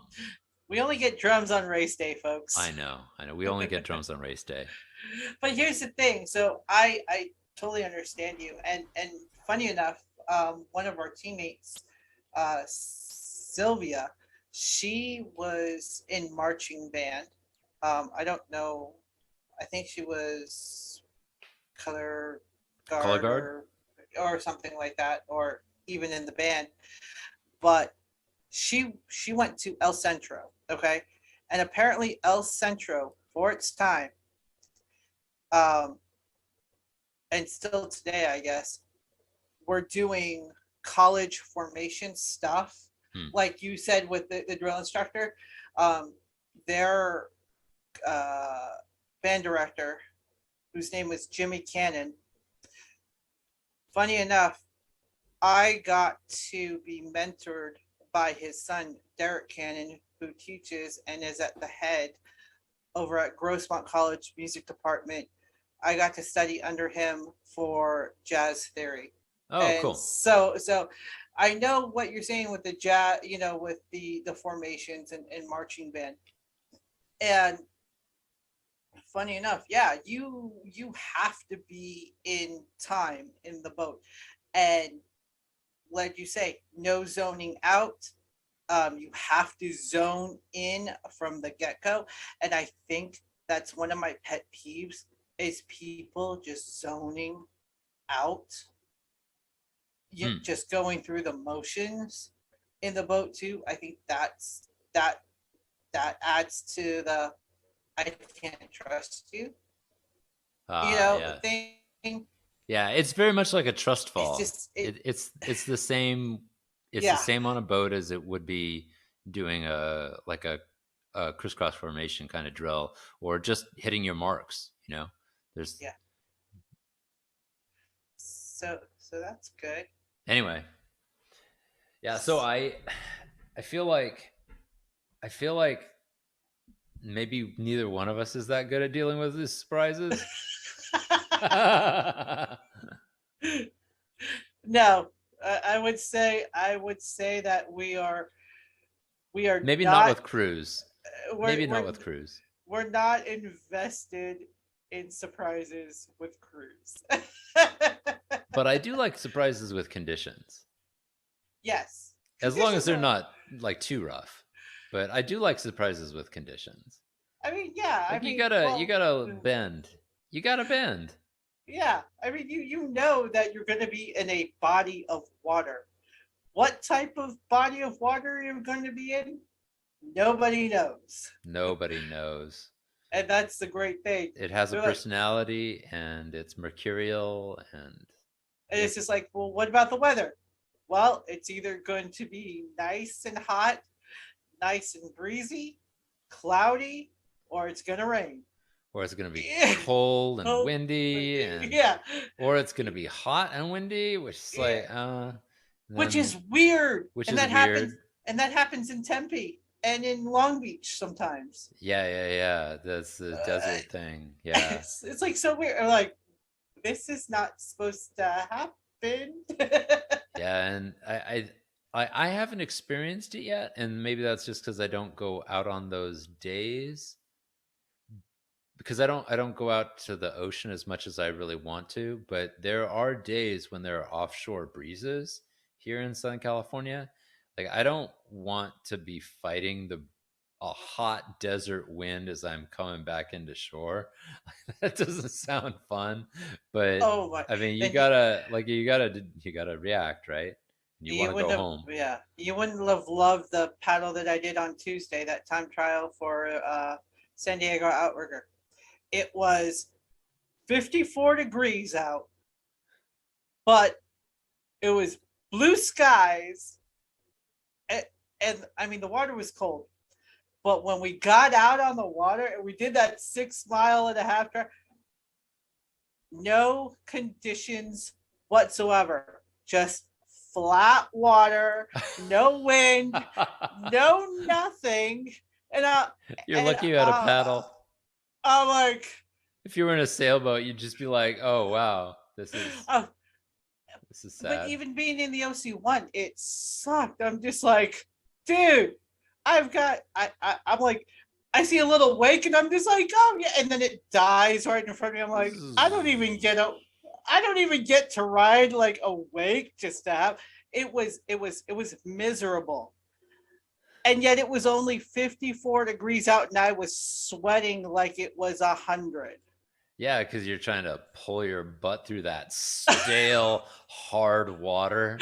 I know. But you in Southern California, we have pretty active currents or pretty active Yeah, wakes. So almost it's very rare when you'd go out there and it's just like crystal. This was at 8 It o'clock in the morning, happens. dude. It 8 happens. o'clock. 8 o'clock in the morning. So should we talk? Let's go. I'm really curious about this. I want the investment portion, man. Yeah, So, let's do this. So let's talk about surprises and investing. All right. So I have a bone to pick. I have so many bones to pick here. Oh, all right. So one of the things we were going to talk about today, but maybe I won't go down this route as hard or as far as we would like, because we're almost at 2 hours now. So we'll oh try to wow. get that. We'll try to keep this under 2 hours. I I got No things to do. promises. No No promises promises. though. But as an investor, when you are thinking about investing for the long term, surprises matter, but they matter in the historical sense, right? So there is a lot of what I'm going to call uh, game day coverage in the investing press. Most investing press that you will see come through your news feed is what's happening today, what happened yesterday, and what might be happening in the coming week. I would not say that most investing press spends any time at all really talking about anything more than that. Most of it is like S&P is up by zero point 0.2 points today. What does that mean? Why do we think it happened? Almost always those analyses, in my opinion, are wrong. Almost always those analyses have to be couched in wishy-washy language like investors may be worried about bonds and so stocks are down today because that's what our economics handbook told us. And it's like, no, no, actually, probably not. In most cases, is that actually true? I mean, there may be some like wishing and washing of money as some of these we'll call them macroeconomic things happen that are often blamed for these movements in the market. But the fact is, market movements happen every day, all day. There aren't a lot of real true surprises. So, for example, in my head, I think about the market as being like the ocean, right? Some days it's choppy, some days it's big water, some days, but for the most part, the ocean has like an ocean level. It changes based on how the moon's moving. That ocean level rises and it falls. And you care where that mean high water line is because you got to know where to put your house, right? If that mean high water line keeps getting higher and higher and higher, you want your house to be up higher. You want your peers to be up higher. You want everything you're building to be up higher, right? So when I'm thinking about the market from a historical standpoint, I don't see a lot of surprises in it.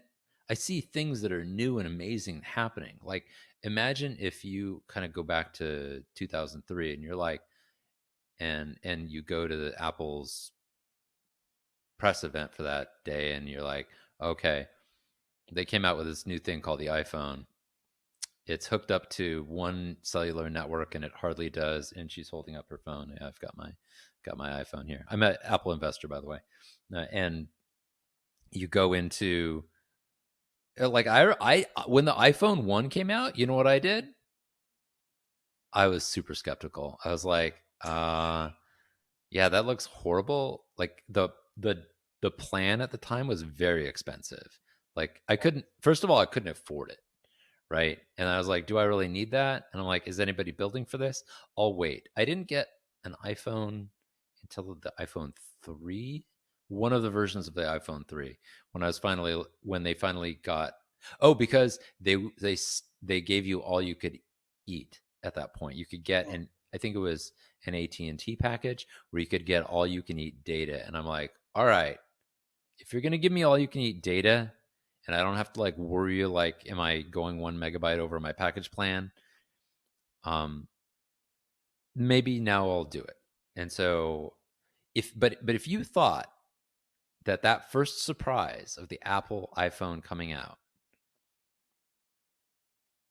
I don't even remember what it did to the stock that day. I don't think anyone really remembers.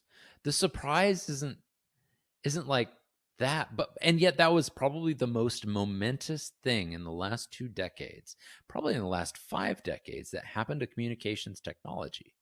The most momentous thing that happened. Not flat screen televisions, not me having the internet on my computers, even though that's probably the second biggest thing, right? The internet just being developed.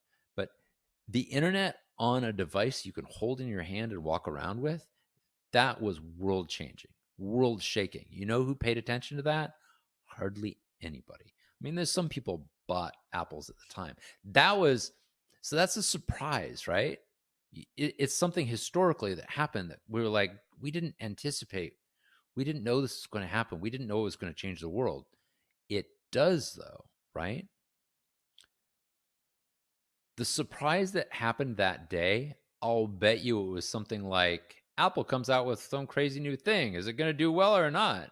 And then there was probably more headlines talking about oil prices that day. And they're like, Yeah. "Oh, is uh, the war in the Middle East?" Because I'm sure there's always a war in the Middle East since. I was gonna say, yeah, there's something. How's the war in the Middle East going? That's the surprise for the day, and that's what people are talking about. And it's like, what you really should be focusing on when you're investing and what you should really be focusing on when you're paddling is kind of maintaining your balance, getting this idea of where's the ocean going, where's the ocean flowing, where is the wake taking you, where's the wind taking you. And if you saw that this was the start of a breeze and you were able to catch that breeze, it's not really a surprise that matters. It's really the ability to observe conditions and follow those conditions where they go and deal with that variability. Because maybe it's the word surprise that gets me. I don't know, because this is a major change. But was it a surprise to anybody? Because it came on so slowly. Well, you have to think. Before that, you had, what was it, Nextel with the walkie-talkie things. Well, and I had a Casio phone. It was the E300 or the Yeah, C300, something like that. It was a I'll hold this one up as an example. It yeah, had a like a pull-out yeah, wand on the yeah, top, and it had a stylus. So it basically had like a antenna and a separate stylus. You'd pull it out, and it was like a yeah, PDA, yeah. which was a thing at the time. So it basically acted as a Palm Pilot, which was a short-lived Yes. company. It acted as a Palm Pilot and a phone. I was like, oh, I can do everything I need on this. Yeah. Then the iPhone came out, and it was like basically It, that, but with color, and you didn't have a stylus. And I'm like, well, that's a good upgrade, but it seems really expensive. yeah. It was. I mean, I don't even remember how much my first iPhone was, but before then, I mean, I did have the little Casio thing with the little. It was flip, and you pulled out the little antenna. Um, and Mine didn't then have a before flip. that, It had like this. Now I would consider it a small touchscreen, but the screen was actually fairly large at the time. It was about that big. yeah, It was pretty big. yeah. And then before that, even before my flip phone, now I'm dating myself. We had the ever so popular beepers. Pagers, yeah. Beepers, pagers. Yes. Yeah. Yeah. Those were So they're still I being love used, those. by the way. Really? Yeah, doctors use them. Oh well, yeah. Doctors use them because they're apparently really useful in large concrete buildings. Ah, mine never really did anything. Um, but I think the surprise was the fact that the technology got so good and clear that you had a all intent all intents purposes tent. I don't know what the word is. You had a computer at your disposal whenever you needed. You Yeah. know, And But is I that a love, surprise? well, for me it is because But when would you have been surprised? When? uh, So, because I feel like the initial kickoff of it, and you're like, oh, that exists now. yeah, When is the surprise? Is it that initial kickoff? Is it when you buy it and you're like, oh, wow, this is surprisingly awesome?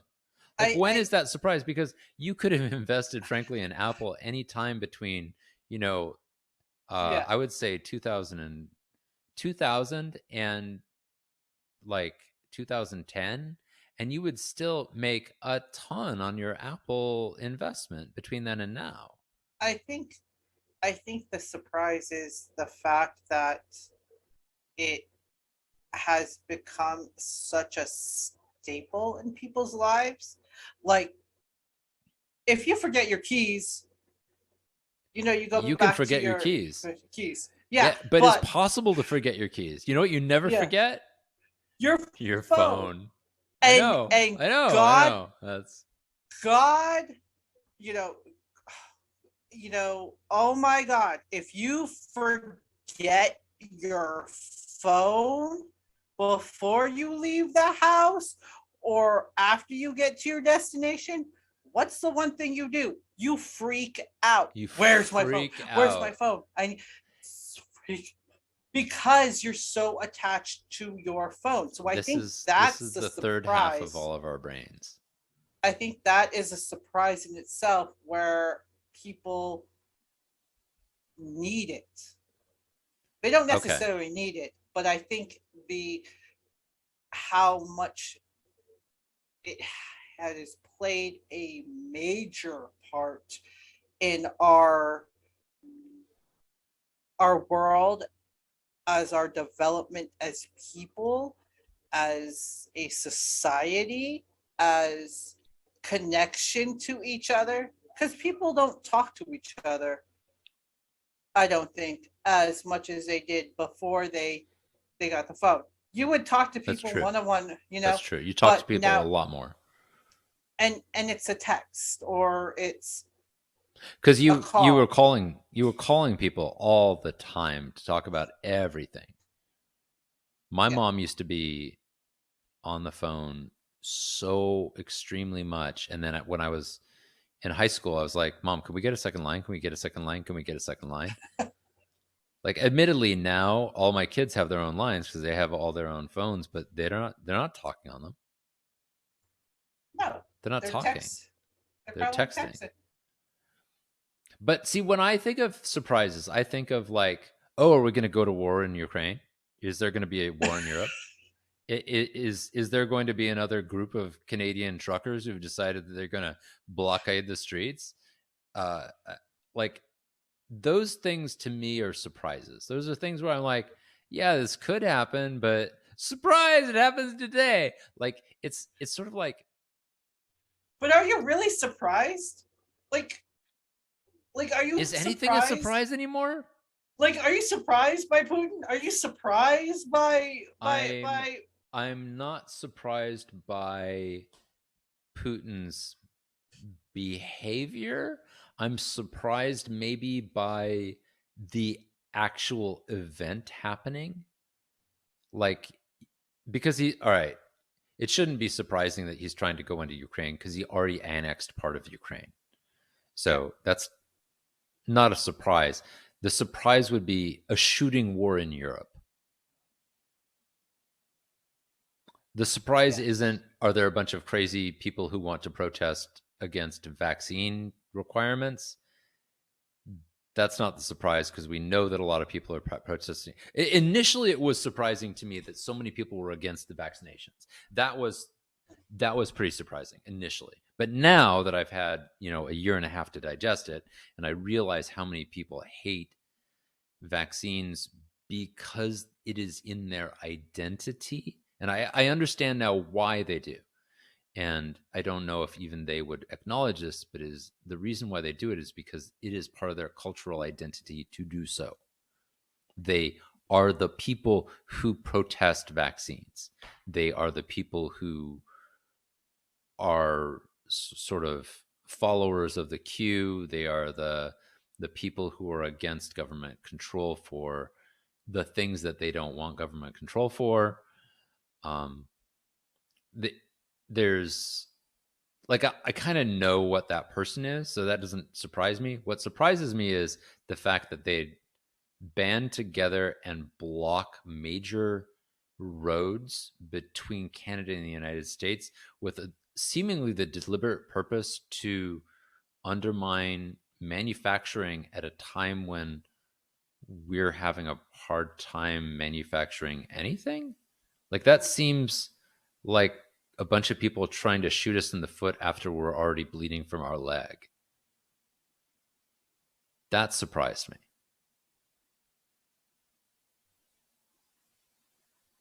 I mean, so I'm going to ask a question that I probably already know the answer to. Maybe.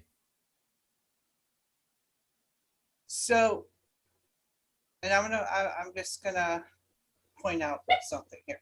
Yeah, point out my inconsistencies. I love that. No, it's not an inconsistency. It's rather a question. So, and I'm gonna go back to, people saying, you know, what was it about the police, right? Yeah, breaking, depolicing or something like that. Defunding the police? Thank you. I wanted to say defunding, but it didn't seem right in my head.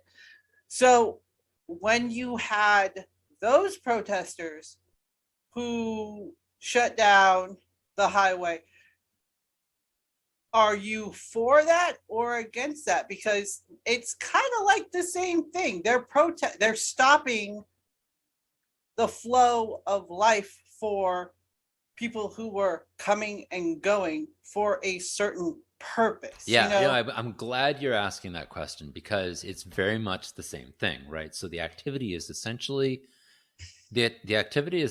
identical, right? In that you're basically creating an economic disruption through a protest where you're basically taking over enough of either a civic area in the case of the Black Lives Matter protesters or a major transit hub such as cross-border transit areas or bridges, right, with the Canadian truckers. By the way, as a point of just appreciation for the strategy involved, Canadian truckers, yes, you just owned all of North America. Well done. Applaud you. Strategically, I gotta respect both the decision making and the planning involved with this, even if it was decentralized, especially if it was decentralized. Very, very effective. The Black Lives Matter protesters were not nearly as effective in shutting down our economy.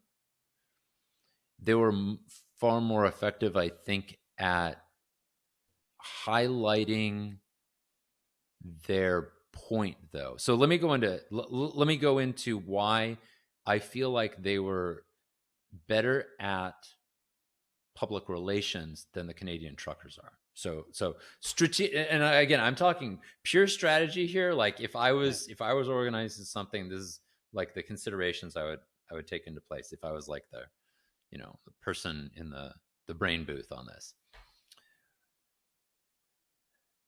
Canadian truckers were basically protesting for my understanding is that they didn't want to get the shot so that they could do cross-border travel. They didn't feel it was fair. Now, I know I completely disagree with them. I feel like it's your job. You don't want to get vaccinated. You're creating a hazard. You're creating a work hazard for everyone that you work with.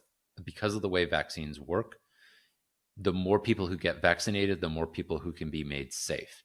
The vaccination is not really for yourself. It can help you stay out of the hospital. It can help you not get sick, but really it's to try to the way vaccines work is to vaccinate an entire group of people, a society, because you know they're going to be breakthrough cases. What you want to try to do is reduce the number of those breakthrough cases to the point where basically the virus kind of withers and dies. You can't do that unless you get enough people. So for the Canadian truckers out there who think I'm on your side, not on your side, but strategically, good work. Because you're basically like, look, we're the truckers. We're in charge of this thing. We're in charge of transit. If you don't do what we want, we're going to shut down transit. So we're going to block these specific roads. Problem is, most people don't care about transit, right? And they see you out there. I actually haven't seen any photos, so I don't know exactly what they're doing. But I'm assuming I've read about them being very effective at blocking the roads. I've heard that they've been honking and going through people's like residential areas, or at least I believe so. Is that true? I believe so. It, I mean, so it's gotten too bad. It's gotten so bad that Trudeau is actually declaring a national public order emergency to end it. oh yeah, I saw that he was considering that yesterday. Are they doing that today? I believe so. Okay, so what this means is that, but the effect of what you're doing is basically shutting down auto production. So people who work in those auto plants are basically not able to work right now. Those automobile companies that are based out of Detroit or in other places, and all of like Detroit's not just like Ford and Chevy and GM. It's hundreds or thousands of other suppliers that supply them stuff. So all that stuff's not getting to them. All that stuff's not happening. All those people aren't able to get to work. Ancillary people who would support them, who work at like local coffee shops, like a Starbucks or whatever, they're not going to have their tips. They're not going to get their traffic that day because like you're shutting down a lot of things that people very much care about that's not associated with you and your issue. From a PR standpoint, it looks very bad for you. On the other hand, similar situation, shutting down streets and roads, but doing it in a particular locality, like the Black Lives Matter people were doing. And I'm thinking right now, as a point of example, Seattle, because they had a huge, was it Seattle or Portland? I think it was Portland, where they basically were around the area of the federal courthouse, and they had like camped out there, and they like declared a sort of no police zone for a while. They were there for months, I want to say. Yeah, there was a particular. Well, I was talking about a particular incident where they shut down the freeway here in San Diego. And they burned La Mesa. I'm not going to say they, but there was. Was there arson in La Mesa? I don't remember that. So a group. I mean, I remember seeing cars and stuff burned, like the Kyle Rittenhouse thing. There were definitely cars burned that day. Yeah, but this was particularly, I believe, in La Mesa. They went. A group of people, I should say, not they. A group of people went to La Mesa and started stuff with the police. The police came out because they were at the La Mesa headquarters, and all tear gas was thrown and shot, and they started looting. There was looting. There was rioting. The bank caught on fire. So all those hard-earned people's money were burned up. Building, they basically destroyed La Mesa. And La Mesa, and I love La Mesa. They're rebuilding. But I was kind of trying to figure your take on it because, they shut down. I remember them shutting down the freeway. And yes. So that was less than a day. I don't remember how long it was that day, but it was less than a day that they shut down the freeway. And it was people walking on the freeway, so it wasn't vehicles. There were car protests where vehicles were streaming through various cities, as a sort of chain, because I remember, because I was in some of those protests, and I also attended some of the marches. So those marches, some of them were, I don't know if they had permits for them exactly. And I know that they would never have gotten a permit to get on the freeway. Mhm. So that definitely was not the case for the freeway march. So some of them were permitted and some of them were not. So let's talk about the ones that were not. And I would say that those Yes. strategically, they make more sense. I'm still not really behind them, as because they're all right. Well, this is why I think they might make more sense, because as soon as you get the police to come out and start fighting that group of people and shooting people with tear gas and potentially, because I, you saw it on television, there were cops getting into it and like beating people with sticks or with their shields, or pushing people or whatever. Every time something like that gets put on social media, it's essentially a win for the protesters, because it's basically saying we're protesting police brutality, and watch, here are some police beating on some white people who are protesting, some folks of color who are protesting, some black people who are protesting, right? So you basically are like, we're protesting something that shouldn't happen, and look, police violence, and look, police violence, right? So and at the same time, even though you're shutting down specific locations and it looks good for television, traffic can flow around, right? So even though La Mesa, if there's a specific area in La Mesa that's cordoned off, or even that area in Portland that was cordoned Mhm. off, surrounding areas still could do business. So yeah, it's a pain in the ass for the people in the like 4 block area in Portland that was shut down, that they couldn't get to their businesses during that time period. But I remember seeing reporting at the time where people were like, they lived a couple of blocks away, or people who have businesses a couple of blocks away, and they're like, yeah, it's like, it's a pain in the butt because it causes traffic, but like I haven't had to shut down my business. Everything's pretty much normal here, which I would say is a success from a public relations standpoint. It looks like you're doing something because it looks good on television, but you're not making people in the city as angry as they would be as if, imagine, you had blockaded all the major arteries into the city by like putting up like literally like French Revolution style uh, Barricades. barricades on the freeways, right? If you had done that, and like no one can get in or out of like downtown San Diego on a freeway, all of a sudden, then you'd have like, I guarantee you, if it was California, you would have a bunch of cops coming to tear those barricades down immediately. Mm. Like, you could maybe do it if it was a bunch of trucks and a bunch of white people. You might be able to get away with it, but like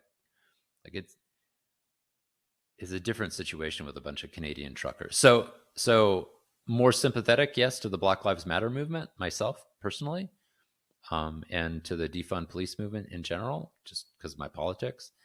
I feel like we could do a much better job helping keep order than the way we do it with policing today. And I have complex thoughts on that would take way longer to cover than the. We're already over 2 hours, so I'm not going to talk about that anymore. Yeah. But No, but yeah, I like strategically it better the way BLM did it than the way the Canadian truckers are doing it. Do you disagree, or like? I see. So for me, I stay.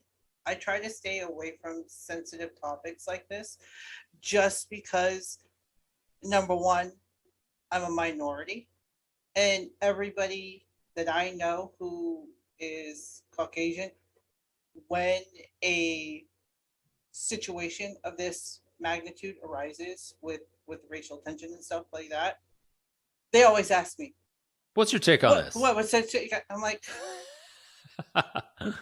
"Well," and for me, I don't know enough about a specific like defund the police or Black Lives Matter movement. I I try to live in my happy little bubble, which I know is not the answer people want to hear. And Yeah, but it's a what? fair answer. So you know, I wish more people yeah. would live in their happy little bubbles, frankly. I I mean, being a person of mixed race, as your kids are, I'm Hmm. gonna say, Hmm. we have to face that reality every day. Yeah. You know, we have to, as much as we just want to just be normal people, we have to face that reality every day. So dealing with race issues, and when race issues come up, I'm the one that tends to be like, look, I don't really want to talk about it. We know that there's a problem. I just don't want to talk about it, because every time I talk about it, it just puts that stamp of approval on whatever side wants to take it and twist it. If I say, yeah, Hmm. we know that there's a problem with policing, oh, then you're automatically for Black Lives Matter.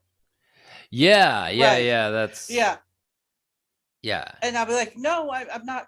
I'm not saying that. Well, then yeah, you're and for you're for this. No, I'm not. I'm just saying that there is an issue. Find the root of the problem and and fix it.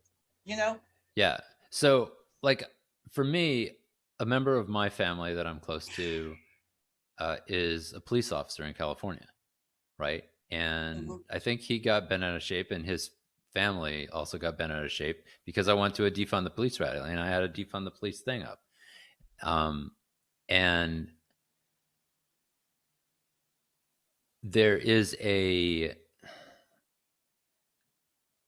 emotional reaction to these things that is generated by protest, that is generated by the need to create public attention on a problem Yeah. that is a necessary part of the introduction of a concept to the general consciousness. Yeah. And then there need to be steps taken afterwards Yeah. to solidify what actually needs to be done. So it's important to note, and I think a lot of folks online don't take the time to really get into this, that defund the police, for most people who like have hold up a sign on it, doesn't mean one thing. It means a whole raft of different things, right? It might mean anything from defunding the police somewhat to completely getting rid of all police everywhere and going back to the way it was before we had police, which um, there were times when we didn't have organized government police. Just, I'll leave it at that, right? And so that complexity of discussion needs to happen, but there is a emotional component that I think people need to get past so that they can ask themselves the question, are we creating a stronger society, and how best to do that, and do we really want to lean on police or military or fire department or any particular group to do the things that we've traditionally had them do? Like, are those roles the ideal roles for the next century? And I would say we could rethink a lot of those things. We could rethink them well. Well, I mean, I'm just gonna put it out there. If my house is on fire, hell yeah, I want the fucking fire people to come out and put my house up, out. Well, let Out, me let me point something out though. Did you know that many of the people fighting fires in the state of California are prisoners? and they do mostly the uh really big fire, They the do the big fires that fires, fires. right? And they're Yeah, working with other fire departments, but there are a lot of them. And when they get out of prison, they do not at present have, actually, all right, in the past, it has been true that when they got out of prison, even if they had experience with firefighting, they would not be able to go get a job doing that. I think there is legislation either coming on the way to change that, or has been proposed. I don't know how far along it is though, and that's a California kind of thing. Yeah. But because we depend on so many prisoners for something like that, it becomes this question of, all right, look, they're not even being paid minimum wage. They're being paid almost nothing. These people are essentially enslaved because the 14th Amendment allows for enslavement of people who are who are convicted of a crime. Yeah. So is that the kind of fire department we want? I guess is my question. Right? Is that what we want? And I'm gonna leave it with this, and then we can. And move you don't. on to, You don't have to answer that question. It was a rhetorical question. because I was gonna say question. I was gonna because I was gonna leave it at, well, if somebody can save my life, I don't care if they are an ex-con, have a medical degree. I would like them to have a medical degree, just like you would like your coaches to be nice. But if they have the ability to save my life, I am all for that. And that's where I'm going to leave that. And then we can move on to our next topic. I think maybe we should go to our announcements. Okay. Yeah, we'll do the questions later. We'll do the questions later. Yeah, go ahead. So, as far as that goes, that was today's show. that was today's show. Let's wrap it up with some announcements of coming events. This is a long one. Woo! Nice. Okay. We did not plan this, folks. We did not plan this. Apparently, we don't plan any of our shows. They we just will get try. Longer and longer. We'll try to do right by you next time and get it short.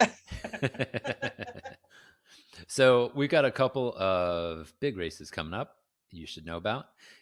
And these are Southern California races. If you are listening to us and you're from another area and you'd like us to highlight a particular race, give us a shout out. Send us an email. I'll give you our email in a little bit, and you can also hit us up on Instagram or on Facebook, and we will do our best to include your race in our program. So we've got the Lanakila Classic 2022 coming up in Redondo Beach, California. That is Saturday, February 26th. It is $25 for one race, $30 for two races, and $5 for the kids' 100-meter race. PFDs and leashes are required for all racers. And there's going to be an L&L Hawaiian barbecue plate for lunch, it looks like. Yeah. Is that included in the price, Dan? Or is that extra? That is included in the price. Oh, nice. And again, by the way, we're not sponsored by any of these folks. We're just doing them a solid. So let them know that we appreciate them and have them subscribe and like. So parking, you do have to pay for parking if you are going to be in the lot there. It's $6 with a race validation, available at the registration table. No dogs allowed in Seaside Lagoon. Sorry, Huli. Sorry. You can't come, Huli. Sorry, doggies. Okay, we've also got the Dana Ocean Challenge at Dana Point Harbor, Saturday, March 19. And that is a $30 pre-race online paid registration or $35 on the day of the race. This includes lunch, awards, and a t-shirt. Sweet. Per the Coast Guard, they're telling us that all not requesting, they're telling us that all long and short course SUP must have so everybody, not just the SUPs, because you wrote SUPs here. All right. Yeah. Everybody on the long and short course, which is out on the ocean, by the way. The long and short course are both on the ocean for the Dana Challenge, right? Mm-hmm. Wait, is that correct? That's true of Lanakila. Is that also true of Dana Challenge? Yes, I believe so. They must have a approved life vest with them during the race. Prone paddleboard are accepted. Keiki, the kids division race, is inside the harbor. So both of these races are available to you on paddleguru.com. So go ahead and Yes. sign up, and we'll see you there. So that was today's show. Thanks for watching. Please do like and subscribe because we really appreciate it. And in the comments, tell us the worst surprise you have ever had because we want to know. We can kvetch together. So you can email us at writingthewake2, the number 2, at gmail.com, or follow us on both Instagram or Facebook at writingthewake, one word. Tune in next week for episode 8, where we'll talk about Mr. Queen, my current favorite K-drama. I've seen about 60 to 70 K-dramas at this point, I think. Of all of them that I've seen, and I have a lot that I like, Mr. Queen is probably my favorite. It just hit me at the right time with the right stuff, and I was like, yeah, dug Yeah. it, dug it. And so I'm making Nea watch that this week. If you want to follow along, it's available in the United States on Rakuten Viki, RAKUTEN VIKI. So Rakuten is a company that's sort of like a Japanese version of Amazon, I want to say, and Viki is like their Prime Video product, I Mm. guess. Uh, yeah, I don't know that much about them, but they have a fantastic platform for Asian dramas. So K dramas. There's also Japanese, Chinese. Uh, there And are the other markets out there, but I would say Chinese, Japanese, Korean is the bulk of what they have. and you like these translators better, right?